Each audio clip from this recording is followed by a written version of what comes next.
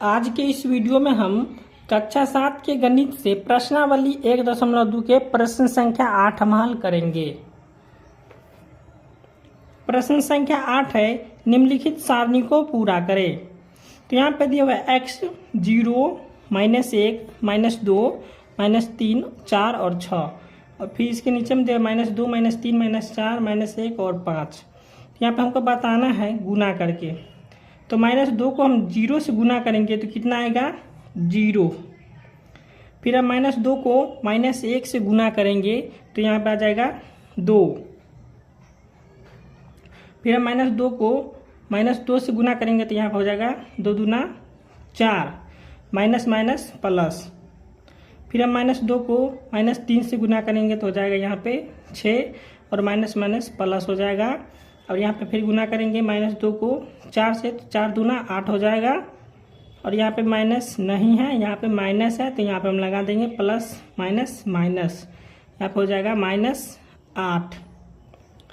अब फिर हम -2 को 6 से गुना करेंगे तो यहाँ पे हो जाएगा 6 दूना 12, तो हो जाएगा -12।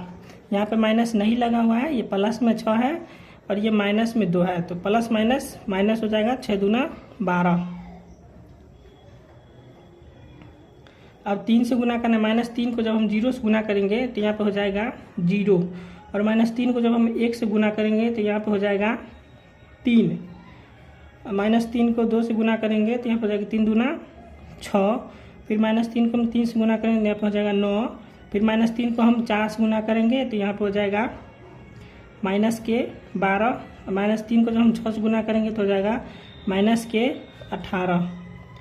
फिर -4 को हम 0 से गुना करेंगे तो हो जाएगा 0। फिर -4 को हम 1 से गुना करेंगे तो हो जाएगा 4। फिर -4 को हम 2 से गुना करेंगे तो यहाँ पे हो जाएगा 8। -4 को हम 3 से गुना करेंगे, -4 को हम -3 से गुना करेंगे तो यहाँ पे हो जाएगा 12। फिर -4 को हम 4 से गुना करेंगे तो यहाँ पे हो जाएगा -16। -4 को हम 6 से गुना करेंगे तो हो जाएगा -24। -1 को हम 0 से गुना करेंगे तो हो जाएगा 0। फिर -1 को हम -1 से गुना करेंगे तो यहाँ पे हो जाएगा 1। फिर -1 को हम 2 से गुना करेंगे तो हो जाएगा यहाँ पे 2। फिर -1 को हम 3 से गुना करेंगे तो यहाँ पे हो जाएगा 3। फिर -1 को हम 4 से गुना करेंगे तो यहाँ पे हो जाएगा -4।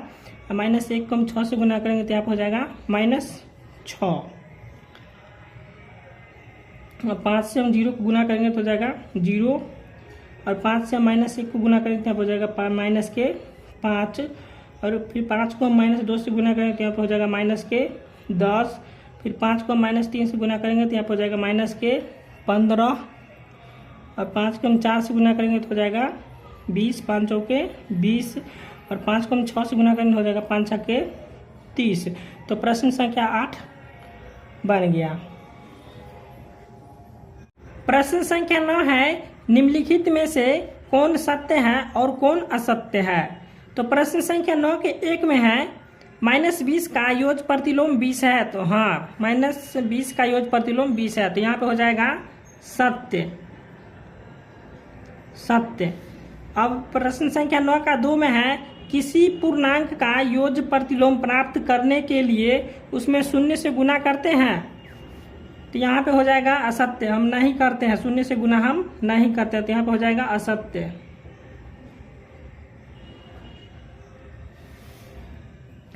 अब प्रश्न संख्या 3 है, 5 ऋण पूर्णांकों का गुणनफल धन पूर्णांक होता है, तो नहीं होता है। 5 ऋण पूर्णांकों का गुणनफल धन पूर्णांक नहीं होता है, तो यहाँ पे हो जाएगा असत्य।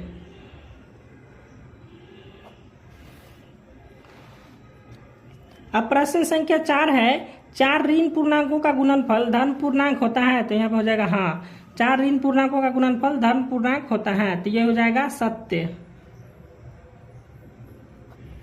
अब प्रश्न संख्या 5 है, -4 गुने 1 बराबर -4 होता है, तो यहाँ पे हो जाएगा हाँ होता है, तो हो जाएगा सत्य।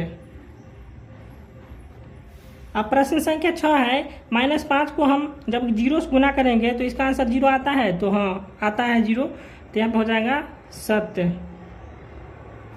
प्रश्न संख्या 10 है, निम्नलिखित में पूर्णांकों के गुणा में सही कथनों के आगे सही का निशान लगाएं तथा गलत कथनों के आगे गलत का निशान लगाए। तो प्रश्न संख्या 10 के 1 में है +2 गुने -3 बराबर -6। क्या यह सही है या गलत है? तो हम गुना कर लेते हैं, 2 तिया के 6, तो यहाँ पे प्लस है, अब में 2 है और ये माइनस में 3 है, तो यहाँ पर हो जाएगा 2 तिया के -6, तो ये सही है। अब प्रश्न संख्या 10 के 2 में है -4 गुने +8, तो -4 में है और यहाँ पे +8 है, तो 4 8 32, तो यहाँ पे माइनस लगता तो सही रहता, लेकिन यहाँ प्लस में 32 है, तो ये गलत है। अब प्रश्न संख्या 3 है -2 गुने -2, तो प्लस में 4, ये सही है। अब प्रश्न संख्या 4 है +3 गुने +4 बराबर -12, तो ये गलत है, तो यहाँ पर हो जाएगा गलत।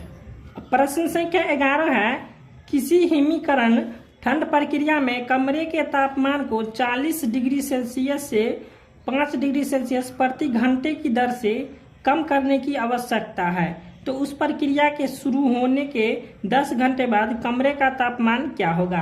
तो यहाँ पे हम ले लेते हैं कमरे के तापमान को 40 डिग्री ले लिए हैं और प्रति घंटे यहाँ पे है, तो हम 1 घंटे में कम हो रही तापमान ले लिए हैं 5 डिग्री सेल्सियस।